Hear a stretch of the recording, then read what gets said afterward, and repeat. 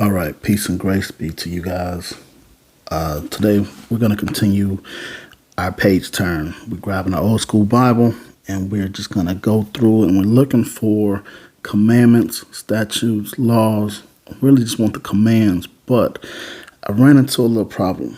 I saw some other things that are not commands, but because I wanted to make sure we understood that Yah says he wants us to be diligent in making sure that we obey his commands, his statutes, his judgments, his laws, all of it, right? We got to be diligent in obeying all of it. So without further ado, let's jump into chapter 13. And also I want to apologize because you're probably going to hear my chickens in the background. I also have the teenagers there playing video games and listening to music in their bedroom. So they may get a little bit loud every now and again, so you'll probably hear that too. All right, so chapter 13, verse 3. And Moses said to the people, "Remember this day which you went out of Egypt, out of the house of bondage. For by strength of hand the Lord brought you out of this place. No leavened bread shall be eaten. On this day you are going out in the month of Abib." Okay, so this is the little bit more about the Passover, okay? Feast of Unleavened Bread here. And the reason I'm reading this is right here.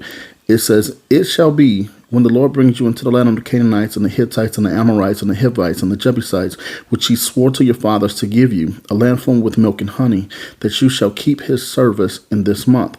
7 days. So we're always to keep it because Yah says, we're entering into the place where he called us to be.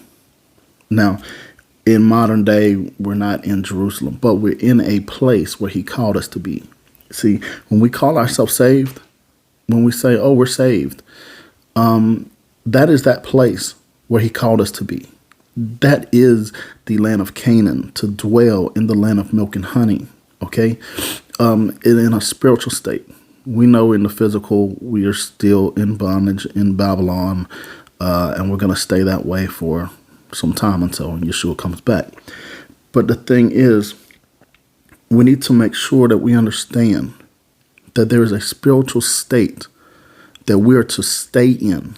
There's a spiritual level that we're to stay in. We can't backslide and go backwards. We can't go back into the world. So this is the place that Yah called us to, okay? In a spiritual sense. All right. Let's go. It says, 7 days you shall eat unleavened bread, and on the seventh day there shall be a feast to the Lord.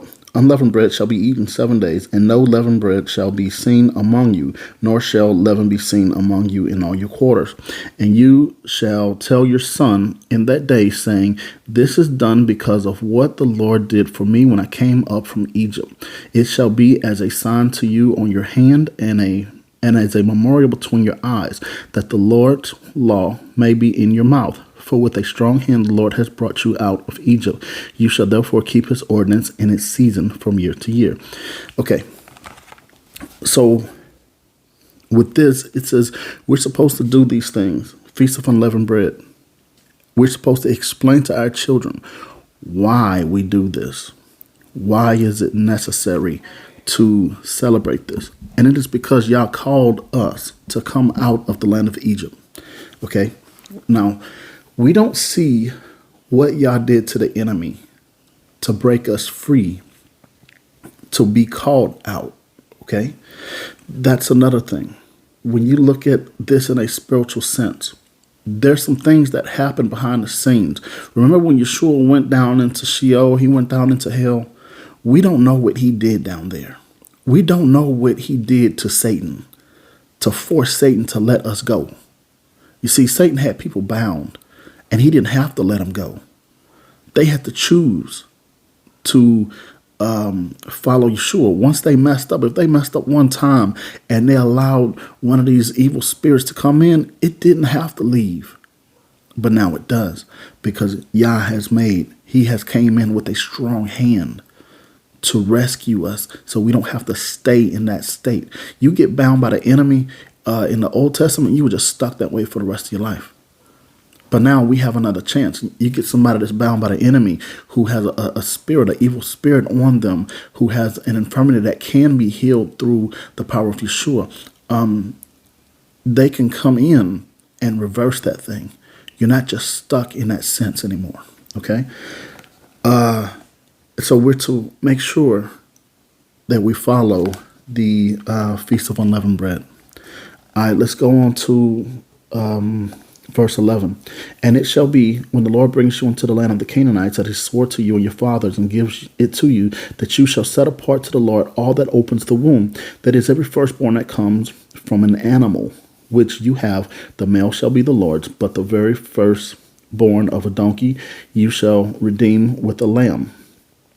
And if you will not redeem it, then you shall break its neck. And all the firstborn of man among your sons you shall redeem. So it shall be, when your sons ask you in time to come, saying, what is this? That you say to him, by strength of the hand of the Lord brought us out of Egypt, out of the house of bondage. And it came to pass, when Pharaoh was stubborn and letting us go, that the Lord killed all the firstborn in the land of Egypt, both the firstborn of man and the firstborn of beast. Therefore I sacrifice to the Lord all the males that open the womb, but all the firstborn of my sons I redeem. It shall be as a sign on your hand, and as frontlets between your eyes, for by strength the hand of the Lord brought us out of Egypt. Okay, so is this the same thing?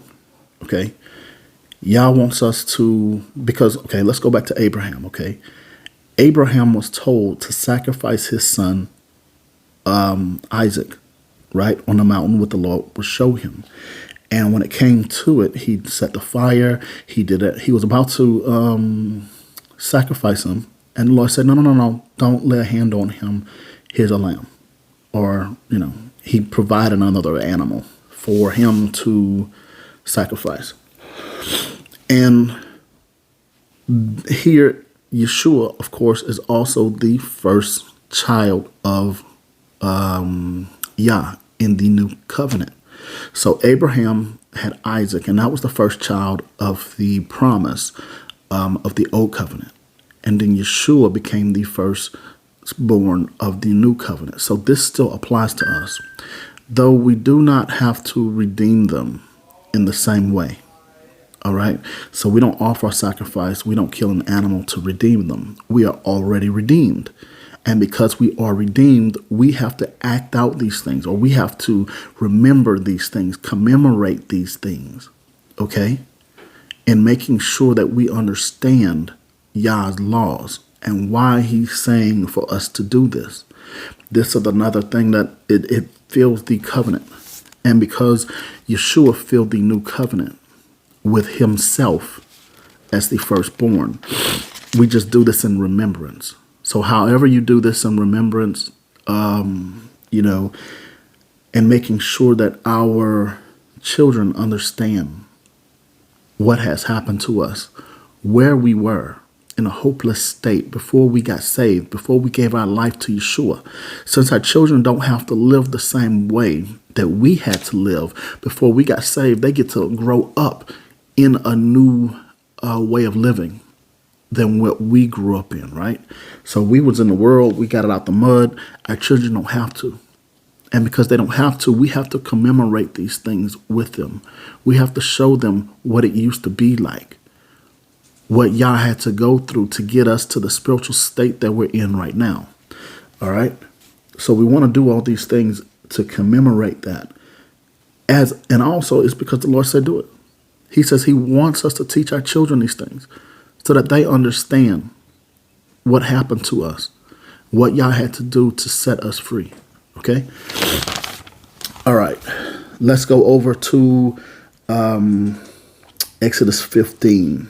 And we're going to drop down to, this is verse 25. Okay? And we're going to say, okay, he cried out to the Lord, and the Lord showed him a tree. When he cast it into the waters were made sweet. Okay, this is the part I want to get to. There he made a statute and an ordinance for them. So this is what a statute and an ordinance is. Okay, pretty much the same thing, But we want to make sure that we understand, there's commandments, there's statutes, there's ordinances, there's judgments, and then there's the voice of Yah, okay, which is the voice of the Holy Spirit. We have to be able to hear the Holy Spirit as well. So here we go. There he made a statute and an ordinance for them. And there he tested them and said, if you diligently heed the voice of the Lord your God and do what is right in his sight, give ear to his commandments and keep all his statutes, I will put none of the diseases on you which I have brought on the Egyptians, for I am the Lord who heals you. Then he came to Elim, where they were 12 wells of water and 70 palm trees. So they camped there by the waters. Okay, so here he's given them more commandments. And he's telling you, you have to obey the statutes, the ordinances, and the voice. So he's spelling it out, all the things we're to follow. So, I started out with just the commandments, right? And then I realized, shoot, there's other things too, and I knew there was other things, but I didn't think it mattered when I'm doing this right here. I was just going to skip over and hit only the commandments, But I realized there's more to this. The waters are a little bit more muddy than what we thought. So Yah says, hey, I want you to treat my statutes and my ordinances. I want to see if you're going to do them. I'm going to give you something and then see what you're going to do with it. Or are you going to act as I would have acted, as Yah would act? He's trying to shape our character to be more like his children, okay? More like him. You remember back in the day they had the what would Jesus do? This is a what would Jesus do moment. When you receive something, when you get what you need, he just made the waters who were bitter. He just made them sweet, okay? And he wanted to see, okay, now that I've given you what you want, now here, this is something I want, and I want to see how you're going to take care of it, of what I've given you. Or you're going to just, shun it like it's nothing? Or you're going to make sure that you understand that everything Yah has done for us, he expects us to be grateful for and not take it for granted. Now let's skip on down to chapter 16, verse 4.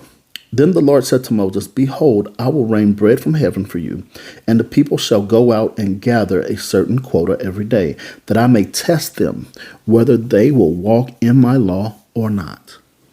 So I'm not going to read that whole thing, but this is the gist of it right here. See, when Yah gives us something, he gives us something with the intention of testing us. How is he testing us? He's just going to sit back and watch you and see how are you going to react to the thing he just gave you. How are you going to take what he just gave you, the blessing that he gave you? Can you handle it? Can you handle more?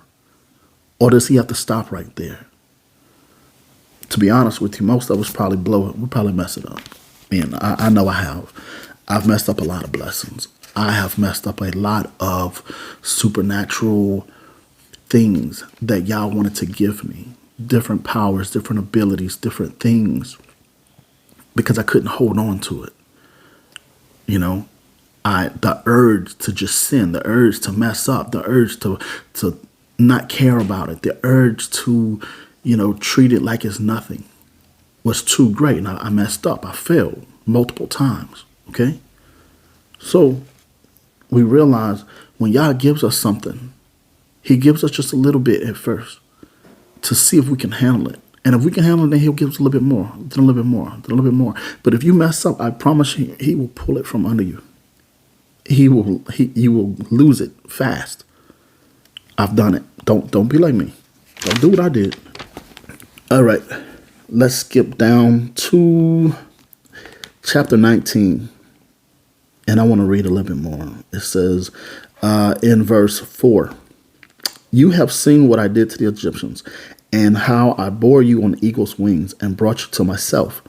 Now, therefore, if you will indeed obey my voice and keep my covenant, here we go, another one, a covenant that we're supposed to keep, then you shall be a special treasure to me above all people, for all the earth is mine, and you shall be to me a kingdom of priests and a holy nation. These are the words which you shall speak to the children of Israel. Okay. Then he goes to get them ready. Okay. To consecrate themselves for 2 days. And on the third day, then he will give them the law, the regulation. And I want to tell y'all something about this. He gives us his regulations and his laws and his statutes and all these different things. Chapter 20, 21, 20, all the way down to 24. Chapter 24. These are all the regulations of the law. Okay? It is not just the 10 Commandments. I want y'all to understand this. And we're going to read it. I'm going to sit here and read every one of them. So I want you guys to understand this. This is all part of his commandments. We think, oh, all we got to do is the 10 Commandments. But there's other things as well. You know, we're supposed to be self-governing. That's how it was supposed to be from the beginning. So he would tell us how to self-govern yourself. You know, it goes through violence, servants, having servants, animal control, you know, responsibility for property, moral and ceremonial principles, justice for everybody, no matter who they are, enemy or friend, everybody. Okay, the law of the Sabbaths, the feasts, the angel and the promises, and then Israel affirms the covenant. So I want y'all to understand all this from chapter 20 to 24. It's all the same thing. It is Israel getting the law. So we're going to read the entire law. All right? Because I want y'all to get this. I want y'all to understand and see that this is what when you say, Jesus Christ, come into my life and be my Lord and my Savior. I trust you. I'm going to follow you. I'm going to do whatever you say. And, you know, you make all these pretty words. But this law is literally what you are agreeing to. It's almost as if you are standing before the mountain and you just imagine the mountain, you know, with the earthquake and the rocks shaking and the cloud and the lightning and the thunder, and the sounds of the thunder are actually words, and everything is going crazy. And you're hearing all these words, you know, and then you agree to those words. When you turn from the ways of the world and turn to the kingdom of Yah, the kingdom of our God, you are saying, I'm going to uphold all of these commands. All right? So children of Israel had no clue. I mean, they knew what the commands were, but they weren't really listening. They were just like in awe of what they were seeing. And they agreed to it when it was time to agree. But they didn't really understand. And you can tell they didn't understand because soon after they sinned, right? When Moses went up to the mountain to get the tablets, they sinned. They turned around and did whatever they wanted to do. They made other gods. They did everything that Yah told them not to do. They turned right around and did it. So they had no clue what it actually meant to be a Hebrew, to be a child of Yah. They were already Hebrews, but to be a child of Yah. Okay? All right, let's start in chapter 20 of Exodus, and we're going to read. And God spoke all these words, saying, I am the Lord your God, who brought you out of the land of Egypt, out of the house of bondage. You shall have no other gods before me. You shall not make for yourself a carved image, any likeness of anything that is in heaven above, or that is in the earth beneath, or that is in the water under the earth. You shall not bow down to them nor serve them. For I, the Lord your God, am a jealous God, visiting the iniquity of the fathers upon the children to the third and fourth generations of those who hate me, but showing mercy to thousands to those who love me and keep my commandments. You shall not take the name of the Lord your God in vain, for the Lord will not hold him guiltless who takes his name in vain. Remember the Sabbath day to keep it holy. 6 days you shall labor and do what you work, and do all your work. But the seventh day, the Sabbath of the Lord your God. In it you shall do no work, you, nor your son, nor your daughter, nor your male servant, nor your female servant, nor your cattle, nor your stranger who is within your gates. For in 6 days the Lord made the heavens and the earth, the sea, and all that is in them, and rested the seventh day. Therefore the Lord blessed the Sabbath day and hallowed it. Honor your father and your mother, that your days may be long upon the land which the Lord your God is giving you. You shall not murder. You shall not commit adultery. You shall not steal. You shall not bear false witness against your neighbor. You shall not covet. You shall not covet your neighbor's house. You shall not covet your neighbor's wife, nor his male servant, nor his female servant, nor his ox, nor his donkey, nor anything that is your neighbor's. Now all the people witnessed the thunderings, the lightning flashes, the sound of the trumpet, and the mountain shaking. And when the people saw it, they trembled and stood afar off. Then they said to Moses, You speak with us, and we will hear, but let not God speak with us, lest we will die. And Moses said to the people, Do not fear, for God has come to test you. Again, another test, that his fear may be before you, so that you may not sin. So the people stood afar off, but Moses drew near the thick darkness where God was. Okay? And then this is where God is going to speak through Moses, but he continues. It does not stop. Okay? And, it says, 22, Then the Lord said to Moses, Thus you shall say to the children of Israel, You have seen that I have talked with you from heaven. You shall not make anything to be with me, gods of silver or gods of gold. You shall not make for yourselves. Okay, so let's go back to the first, first and second and third commandments.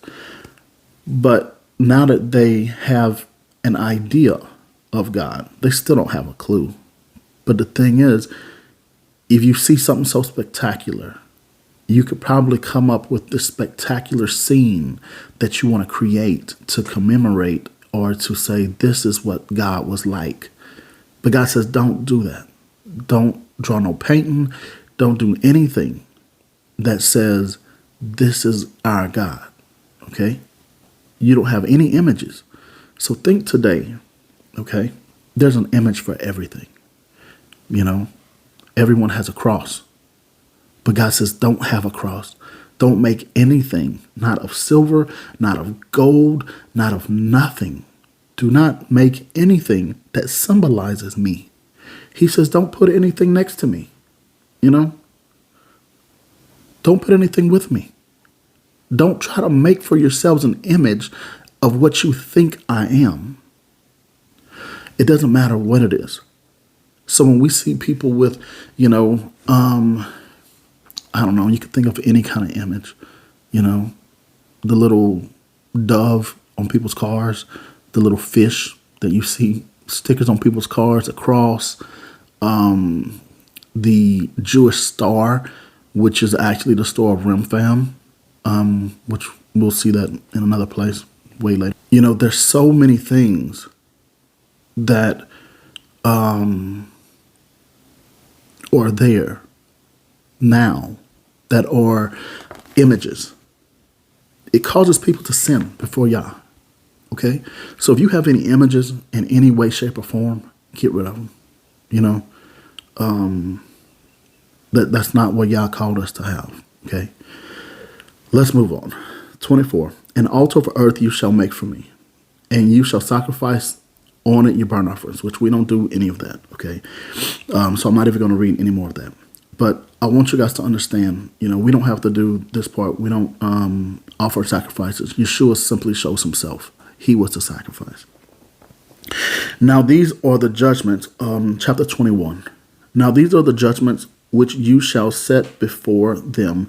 If you buy a Hebrew servant, he shall serve 6 years, and on the 7th year he shall go out free and pay nothing. If he comes in by himself, he shall go out by himself. If he comes in married, then his wife shall go out with him. If his master has given him a wife, and she has borne him sons or daughters, the wife and her children shall be her master's, and he shall go out by himself. But if the servant plainly says, I love my master, my wife, and my children, I will not go out free, then his master shall bring him to the judges.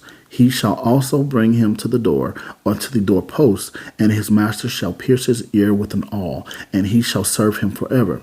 And if a man sells his daughter to be a female slave, she shall not go out as the slaves do, as the male slaves do. If she does not please her master, who has betrothed her to himself, then he shall let her be redeemed.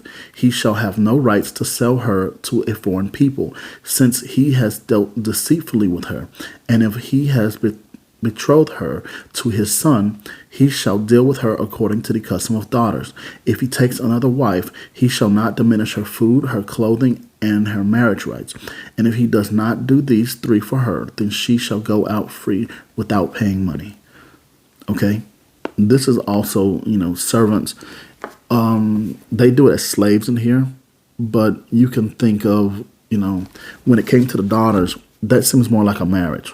Like you're buying a young lady to come serve you, but if you like her, you can actually marry her. But if you don't want to marry her, then you won't do any of those that we just looked at. You got to let her go. All right. Then law concerning violence in verse 12. He who strikes a man so that he dies shall surely be put to death. However, if he did not lie in wait, but God delivered him into his hand, then I will appoint for you a place where he may flee. But if a man acts with premeditation against his neighbor to kill him by treachery, you shall take him from my altar that he may die. And he who strikes his father or his mother shall surely be put to death. So any person who hits their mother or mother or father, shall be put to death. All right. He who kidnaps a man and sells him, or if he is found in his hand, shall surely be put to death. He who curses his father or his mother shall surely be put to death. Lord, that's most of the kids. They just, they wouldn't make it nowadays, right?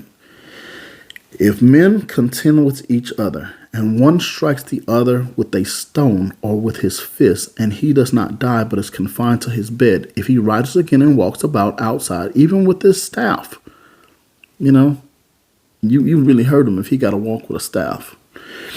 Then he who struck him shall be acquitted. He shall only pay for the loss of his time, and shall provide for him to be thoroughly healed. And if a man beats his male or female servant with a rod, so that he dies under his hand, he shall surely be punished. Notwithstanding, if he remains alive a day or two, he shall not be punished, for he is his property. All right.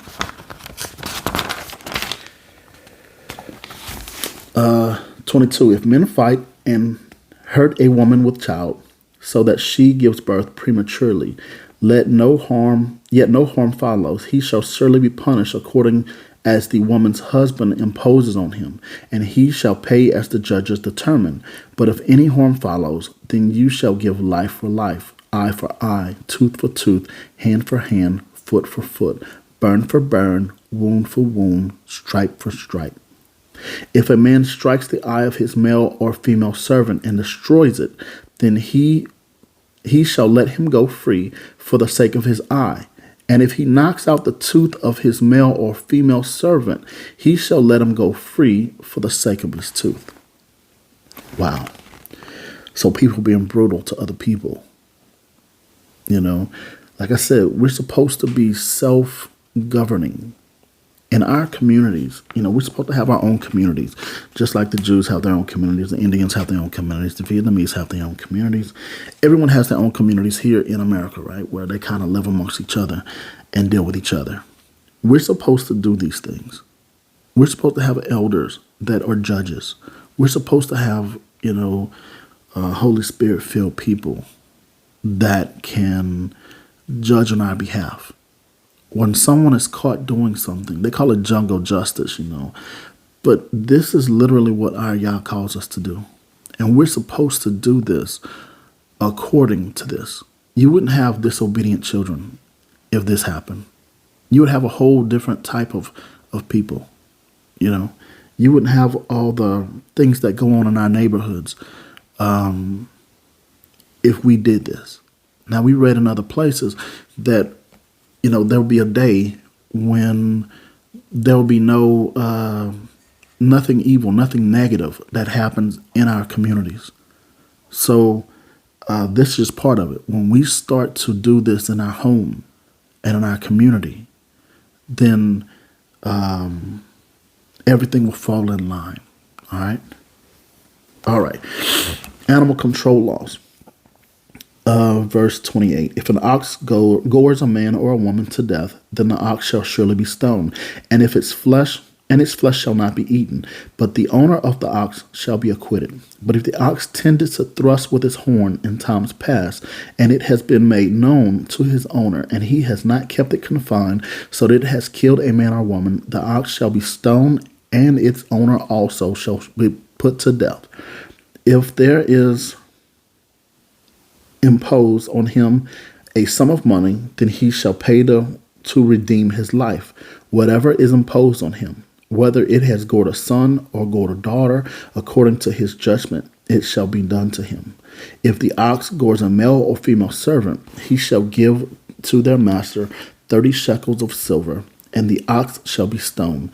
And if a man opens a pit or if a man digs a pit and does not cover it, and an ox or a donkey falls in it, the owner of the pit shall make it good. He shall give money to their owner, but the dead animal shall be his.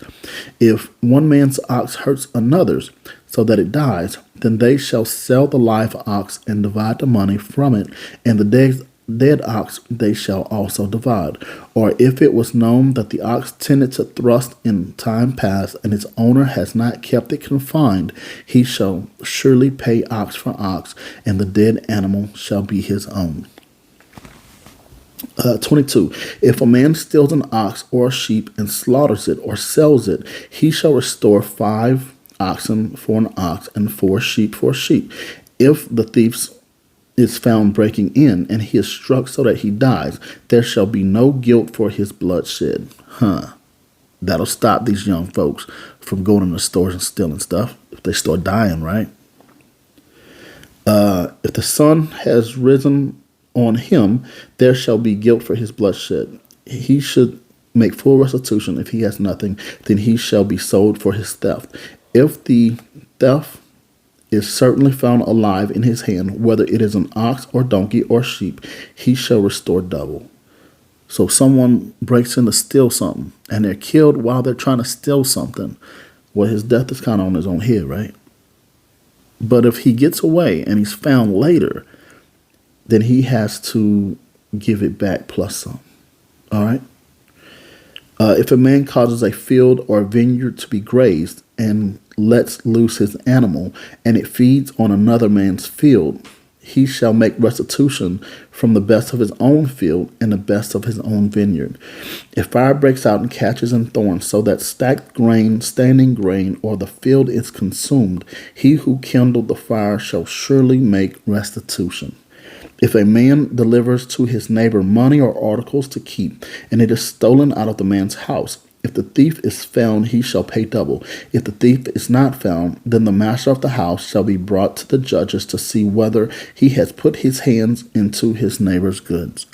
So basically, if someone gives you something and someone else steals it, if they can't find the person, then the master, the owner of the house, has to go bring him to court to see if he tried to trick you to steal your stuff. Verse 9. For any kind of trespass, whether it concerns an ox, a donkey, a sheep, a clothing, or for any kind of lost thing which another claims to be his, the cause of both parties shall come before the judges, and whomever the judge condemn shall pay double to his neighbor. If a man delivers to his neighbor a donkey, an ox, a sheep, or any animal to keep, and it dies, is hurt or driven away, no one seeing it, then an oath of the Lord shall be between them both. that he has not put his hand into his neighbor's good, and the owner of it shall accept that, he shall not make it good. But if in fact it is stolen from him, he shall make restitution to the owner of it. If it is torn to pieces by a beast, then he shall bring it as evidence, and he shall not make good what was torn. And if a man borrows anything from his neighbor, and it becomes injured or dies, if the owner of it not being with it, he shall surely make it good. The owner was with it. If the owner was with it, he shall not make it good. If it was hired, it came for its hire. 16. If a man entices a virgin who is not betrothed and lies with her, he shall surely pay the bride price for her to be his wife. If her father utterly refuses to give her to him, he shall pay money according to the bride price of virgins. You shall not permit a sorceress to live. Whoever lies with an animal shall surely be put to death. He who sacrifices to any god except to the Lord only, he shall be utterly destroyed. You shall neither mistreat a stranger nor oppress him, for you were strangers in the land of Egypt. You shall not afflict any widow or fatherless child. If you afflict them in any way, and they cry at all to me, I will surely hear their cry, and my wrath will become hot, and I will kill you with the sword. Your wives shall be widows, and your children fatherless. If you lend money to any of my people who are poor among you, and you shall not be like a moneylender to him. You shall not charge him interest. If you ever take your neighbor's garment as a pledge, you shall return it to him before the sun goes down. For that is his only covering. It is his garment for his skin. What will he sleep in? And it will be that when he cries to me, I will hear, for I am gracious. You shall not revile God, nor curse a ruler of your people. You shall not delay in to offer the first of your ripe produce and your juices. The firstborn of your sons you shall give to me. Likewise, you shall do with your oxen and your sheep. It shall be with his mother 7 days. On the 8th day you shall give it to me, and you shall be holy men to me. You shall not eat meat torn by beasts in the field. You shall throw it to the dogs. Okay. Chapter 23. You shall not circulate a false report. Do not put your hand with the wicked to be an unrighteous witness. You shall not follow a crowd to do evil, nor shall you testify in a dispute so as to turn aside after. You shall not follow a crowd to do evil, nor shall you testify in a dispute so as to turn aside after many to pervert justice. You shall not show partiality toward a poor man in his dispute. Basically, don't follow the crowd. If a crowd is doing something evil, you do not follow them. If the crowd is saying this person did this, but they didn't really do it, do not follow the crowd. If you meet your enemy's ox or his donkey going astray, you shall surely bring it back to him again. If you see the donkey of one who hates you lying under its burden, and you would refrain from helping it, you shall surely help him with it. You shall not pervert the judgment of your poor in his dispute. Keep yourself far from a false matter. Do not kill the innocent and righteous. For I will not justify the wicked. And you shall take no bribe, for a bribe blinds the discernment and perverts the words of the righteous. Also, you shall not oppress a stranger, for you know the heart of a stranger, because you were a stranger in the land of Egypt. Verse 10, 6 years you shall sow your land and gather in its produce, but the 7th year you shall let it rest and lie fallow, that the poor of your people may eat, and what they leave the beasts of the field may eat. In like manner you shall do with your vineyard and with your olive grove. 6 days you shall do your work, and on the 7th day you shall rest, that your ox and your donkey may rest, and the son of your female servant and the stranger may be refreshed. And in all that I have said to you, be circumcised, and make no mention of the name of other gods, nor let it be heard from your mouth. 3 times you shall keep a feast to me in the year. You shall keep the feast of unleavened bread. You shall eat unleavened bread 7 days, as I commanded you, at the time appointed in the month of Abib. For in it you came out of Egypt. None shall appear before me empty. And the feast of harvest, the first fruits of your labor, which you have sown in the field, and the feast of ingathering at the end of the year, when you have gathered in the fruit of your labors from the field. 3 times in a year all your males shall appear before the Lord God. You shall not offer the blood of my sacrifice with leavened bread, nor shall the fat of my sacrifice remain until morning. The first of the first fruits of your land you shall bring into the house of the Lord your God. You shall not boil a young goat in its mother's milk. Behold, I send an angel before you to keep you in the way, and to bring you into the place which I have prepared. Beware of him and obey his voice. Do not provoke him, for he will not pardon your transgression. For my name is in him. But if you indeed obey his voice and do all that I speak, then I will be an enemy to your enemies, and an adversary to your adversaries. For my anger will go before you, and bring you into the Amorites and the Hittites, and the Perizzites, and the Canaanites, and the Hivites, and the Jebusites, and I will cut them off. You shall not bow down to their gods, nor serve them, nor do according to their works. But you shall utterly overthrow them and completely break down their sacred pillars. So you shall serve the Lord your God, and he will bless your bread and your water, and I will take sickness away from the midst of you. No one shall suffer miscarriage or be barren in your land. I will fulfill the number of your days. I will send my fear before you. I will cause confusion among all the people to whom you come, and will make all your enemies turn their backs to you. And I will send hornets before you, which shall drive out the Hivite, the Canaanite, and the Hittite from before you. I will not drive them out from before you in 1 year, lest the land become desolate and the beasts of the field become too numerous for you. Little by little, I will drive them out from before you until you have increased and you inherit the land. And I will set your bounds from the Red Sea to the sea, to Philistia, and from the desert to the river. For I will deliver the inhabitants of the land into your hand, and you shall drive them out before you. You shall make no covenant with them, nor with their gods. They shall not dwell in your land, lest they make you sin against me. For if you serve their gods, I will surely be a snare to you. Chapter 24.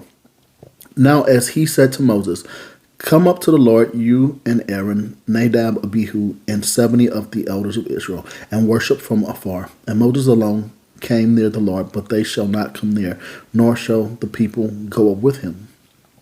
So Moses came and told the people all the words of the Lord and all the judgments. And all the people answered in one voice and said, all the words which the Lord has said we will do. And Moses wrote all the words of the Lord. And he rose early in the morning and built an altar at the foot of the mountain, and 12 pillars according to the 12 tribes of Israel. Then he sent young men to the children of Israel, who offered burnt offerings and sacrificed peace offerings of oxen to the Lord. And Moses took half the blood and put it on the basins, put it in the basins, and half the blood he sprinkled on the altar. Then he took the book of the covenant and read in the hearing of the people. And they said, all that the Lord has said we will do, and be obedient. And Moses took the blood, sprinkled it on the people, and said, this is the blood of the covenant which the Lord has made with you according to all these words. So that was the covenant. We tend to think it was simply the 10 commandments. That was the covenant. But no, there was a whole lot more. And I didn't realize it until today. You see, you guys, as I'm going through this, I'm actually learning a whole lot with you guys. A lot of this I already knew. But some of it, like this, was new to me. Because I always learned it as we do the 10 commandments, we do the feasts and festivals, and the dietary law. We haven't even gotten to the dietary law yet. But I knew those things. But the other things I didn't realize, they are actually part of the original covenant. So when we accept the covenant, we accept all of it. You can't pick and choose what you're going to obey and what you won't. You have to obey all of it. So, you guys, it was a lot of reading. I want you guys to tell me, what did you think? Did you know all of this? Was there certain parts of it that you didn't know? And you were just learning for yourself as well. But either way, I want y'all guys to think about it, chew on this word. See how you can implement these things into your life. These are moral laws that should already be in us. But at the same time, they're things that we didn't know. And we should be walking in them. Okay? So I want to thank y'all for listening. If you made it this far, congratulations. I thank you from the bottom of my heart. And we'll see you in the next video. Have a good day.